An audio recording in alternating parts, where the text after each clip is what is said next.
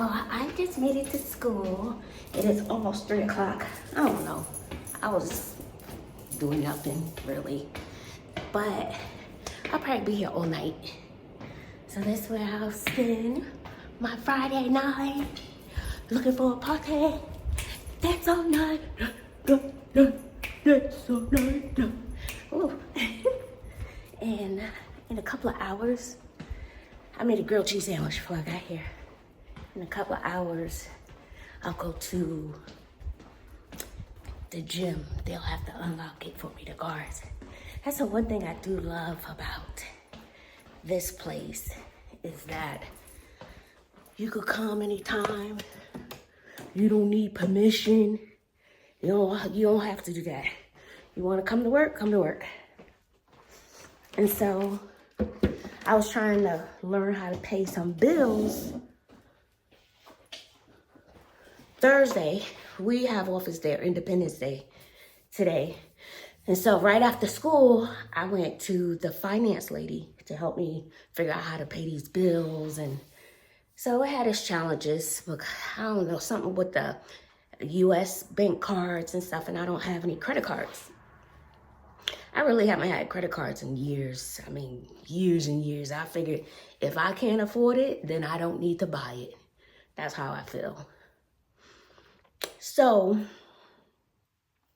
what I'm doing today is trying to really wrap my brain around what I'm doing, because it is so much. And the way my little brain works, it be all over the place. And some things, take me a little longer because I'm trying to think creatively and blah, blah, blah. So I just even if I'm up here to 10, 11, 12, 1 in the morning and I take a break to watch a movie, I'm just doing it at my pace. So I feel like there's no rush. I have papers to grade, good feedback I want to give the children. There's a whole bunch of stuff I need to put in their system that I'm still learning. It's a lot. And it's a lot to me because I'm still learning. And now we're several weeks into the school year, and I'm like, okay, I kind of got the idea of what's happening. So now I need to implement more. And they say it takes several months to get used to it. And people keep asking me, how do I like it here? I like it. It's not bad. It just feels normal to me. Just feels like I'm at a new job, in Texas. I didn't go that many places. Well, when I was younger, I partied hard. Party hard, you know what I'm saying? Party hard.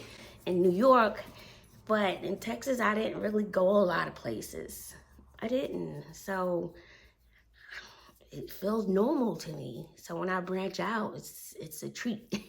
So I'm trying to branch out because we have a break coming up. So I'm trying to branch out. So before I start working, I think I will work on that first because the time is of the essence.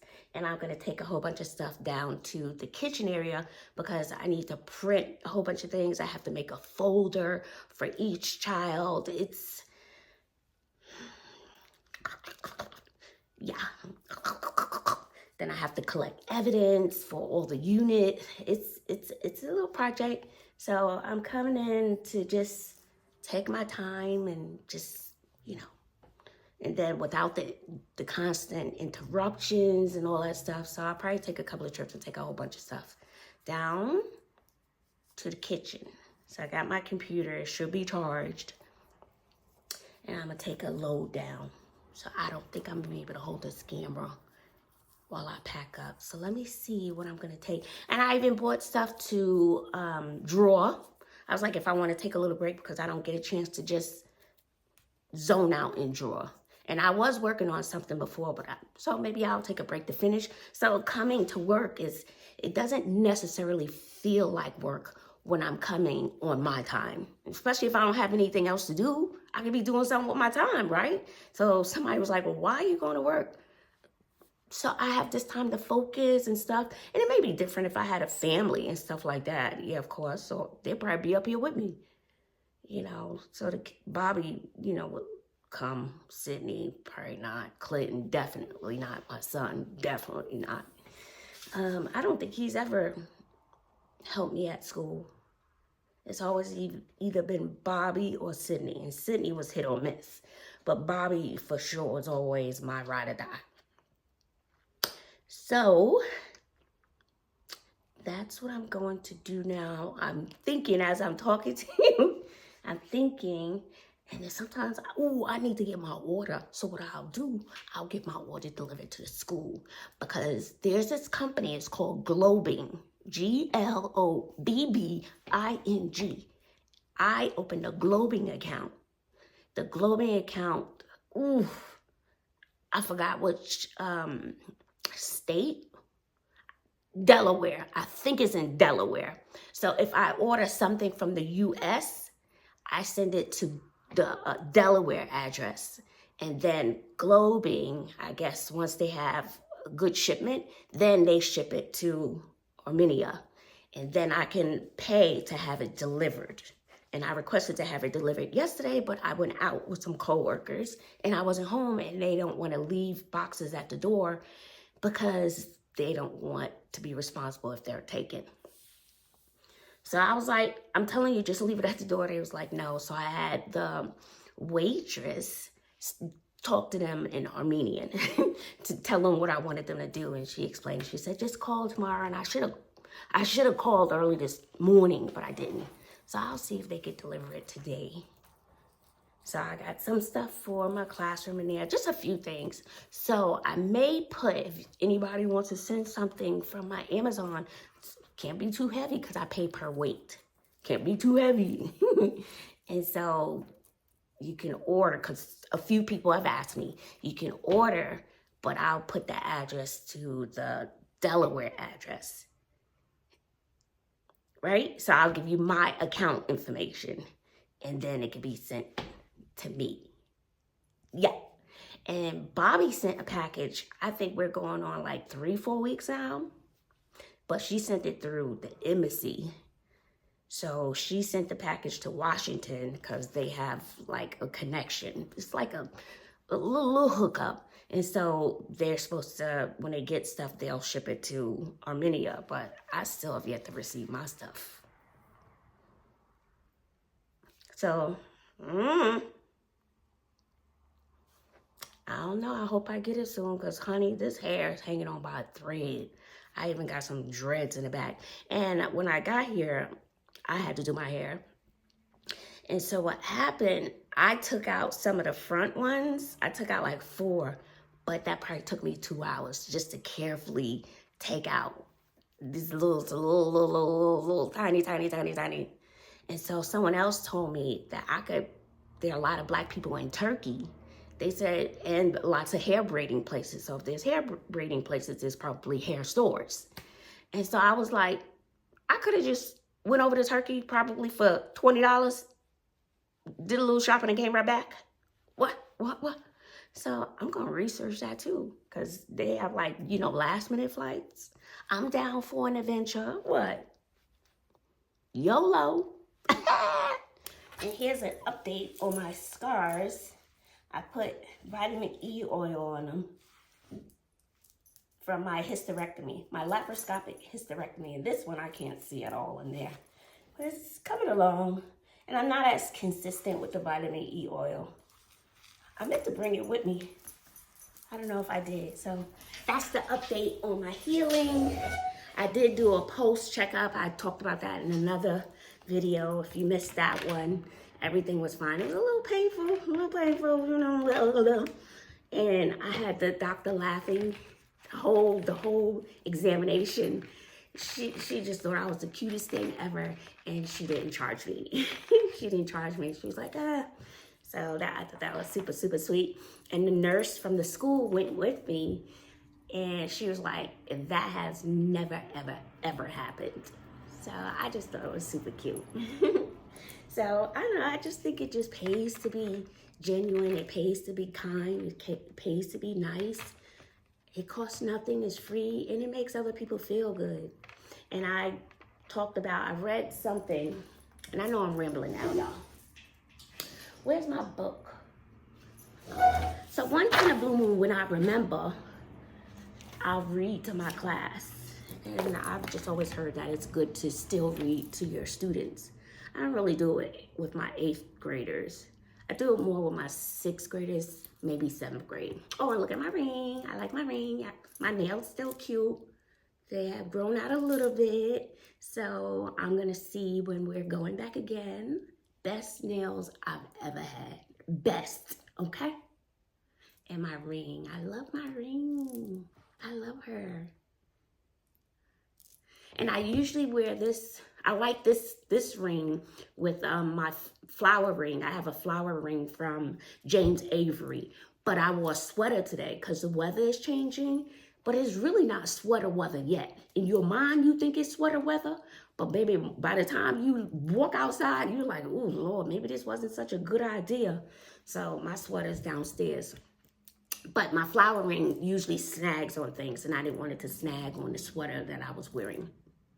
And so it just looks really nice. But I love her. And it's sterling silver. So they had to weigh it. So there's this market. And a lot of them sell silver. They have a lot of nice stuff. And so I think there's a little wiggle room for bartering too. But I do love her. I do so much. And I don't know what I'm going to get for my nails. What should I do next for my nails, guys? Okay, so back to the book.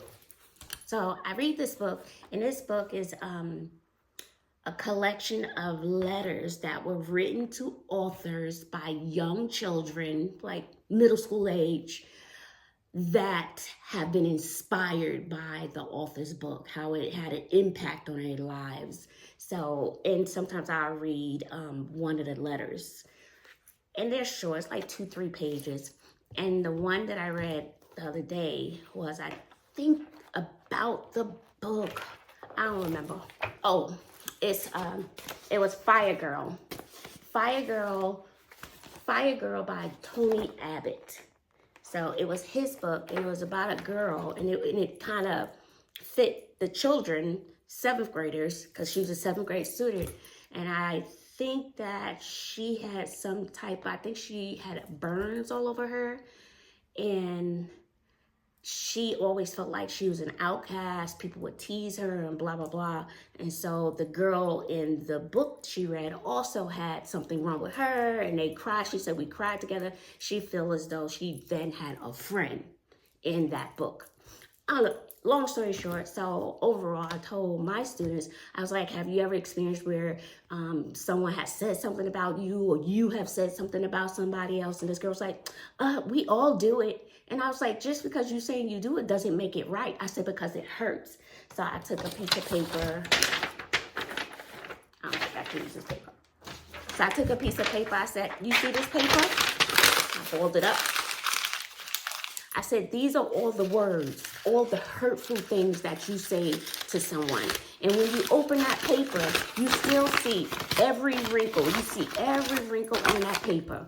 Those are all the words that you said that you can never take back. I said, I don't know how many shows I've watched where somebody's coming back 20, 30 years later, talk about how those words when they were younger has impacted their entire lives.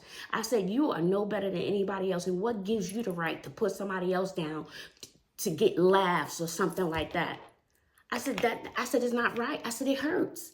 I said, it hurts. And I said, you are not better than anybody else, and nobody's better than you. I said, so you trying to impress your friends because you think it's cool to put somebody else down? I said, it's not. I said, it makes you look like a coward. I said, because these words can never be taken back. And the person who you're talking about or making fun of, they may laugh it off, but it hurts. And I said, children should be ashamed of themselves. And I said, and if you have a friend who's allowing that, you're just as guilty. So you're both guilty because one, you're not, the other person not saying anything. That means they're approving what you're doing. I said, and the whole class was silent. And I wasn't really talking about anybody in particular, but I know they do it. No, I heard that, matter of fact, I heard that there was some little words exchanged with someone in my class. Now that I'm thinking about it, so hopefully it hit home. I said, and then it's like, I know you're young, that's what they do. I said, but it does not make it right. And I said, it's wrong. And the class was silent. So hopefully the little story, the little speech made an impact, because I feel as though being a teacher is not only the lesson, because 9 times out of 10, they're not going to remember the lesson at all. And I also told the kids, I said, all these words, they may not remember exactly what you said, but let me tell you, they will always remember how you made them feel. Okay? And they'll carry that with them for the rest of their lives. And I said, I had an experience where it was kind of a weird experience where people would tease me. I was in the 4th grade. I'll never forget. See, 4th grade. I don't remember exactly what they said. I don't remember, but I remember the feeling that it left me. My 4th grade teacher, I was the teacher's pet. Oh my gosh, and the kids hated it. And I was like, and so whenever the teacher needed something, I was like, please don't call on me, please don't call on me, please, please, please. And Joy, he would call on me for everything, like to do something, whatever it was, running whatever it was always me. And the students would tease me about it. It was a male doctor. I don't remember his name. A white male doctor. And a white male teacher. It was a white male teacher. I don't remember his name, but I know it was the 4th grade. And boy, oh boy, I didn't like being a teacher's pet. And if I have a student that's a pet, it's done for a reason. So like, let's just say I may have a student that's a tough student, tough to deal with. So sometimes I'll take the toughest student and I'll put them under my wing. They'll become my right-hand man. They like the responsibility. They like being, that feeling of being important, and they'll want to perform for you. And it works. I've tried it numerous times with numerous children. Even as a sub, I've always enjoyed being a sub. I never had problems as a sub. You go in a little crazy that first time, you go in a little crazy. You have to. And to set the tone, and then you bring it down. Never had a problem. And when the first students would get there, I was like, so which ones do I have to watch out for? Who the tough students in the class? And I have my target, who I'm looking for. And it was one boy, tough. I think it was a Mexican boy, tough. And I made him my BFF. Not literally, like he was my right-hand man. I called on him. I said, can you take this attendance to the office? I said, I'm counting on you. I want you to come right back because I'm putting my trust in you. You know what I'm saying? I'm trusting you to do this, so I want you to come right back. And he came right back. He loved it. So if there are any teachers out there, it's like doing reverse psychology. And some of these kids have been getting in trouble so long that they're just used to it. So when something is turned around into something that's positive, they just love it. And one of my students, who was a challenge, is challenge, not a challenge for me. So when I met their parents, I was like, I don't have any issues. I love them. They work well. I think he's right. He everything was positive. And they were so happy. They was like, wow, that is a big change. Thank you so much. And they appreciated that. I have to do better with calls. I've just never been a big calling teacher at all. Or if there's like a problem child, I know they get in trouble a lot. I don't want to add to the phone calls. So I try to handle it inside until it's absolutely necessary. Maybe that's wrong, but I'm not a big caller in my personal life or my professional. So with that said, I am going to make a quick list. Maybe I should use this paper.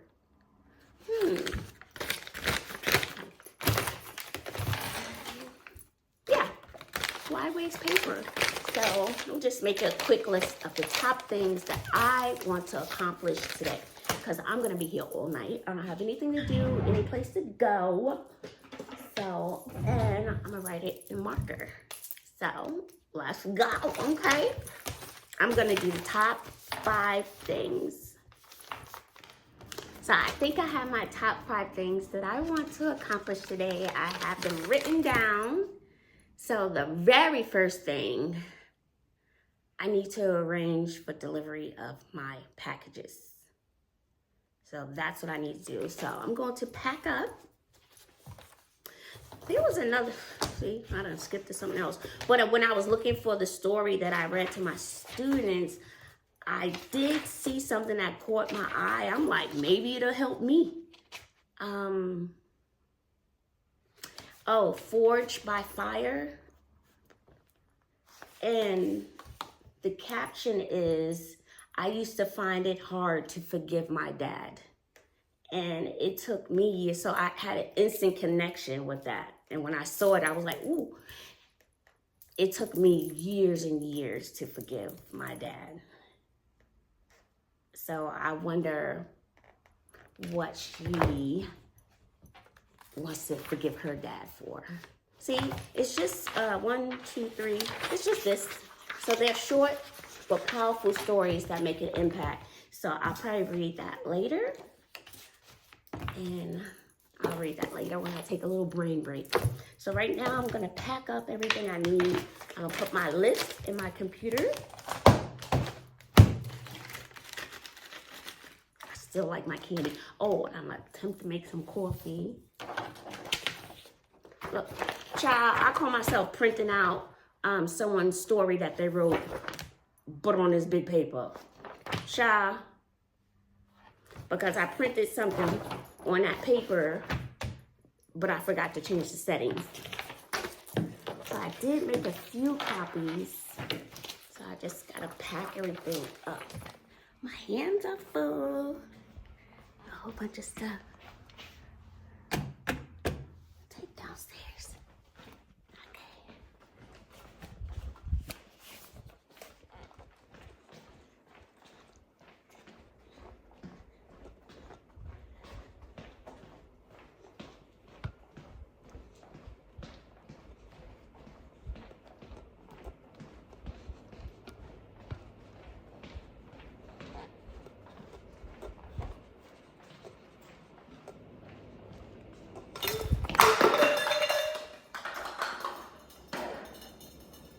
A mess.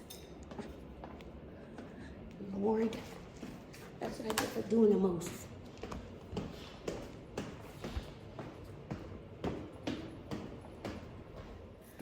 Oh, Lord.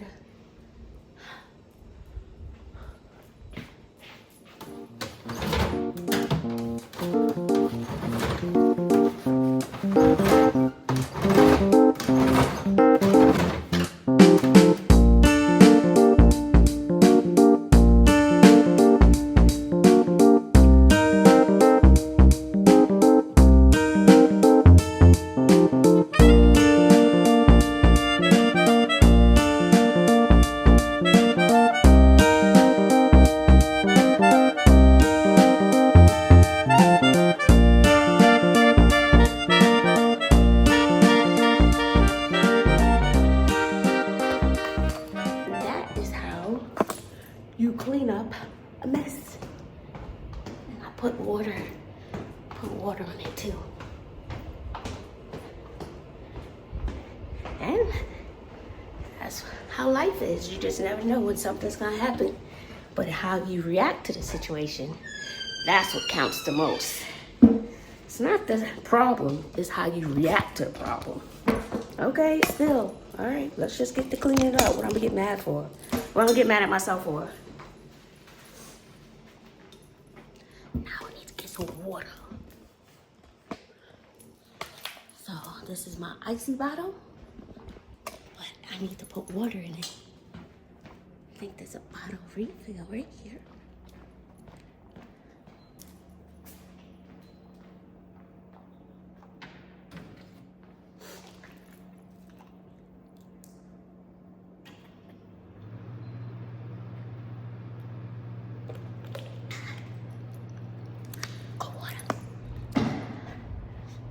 Back.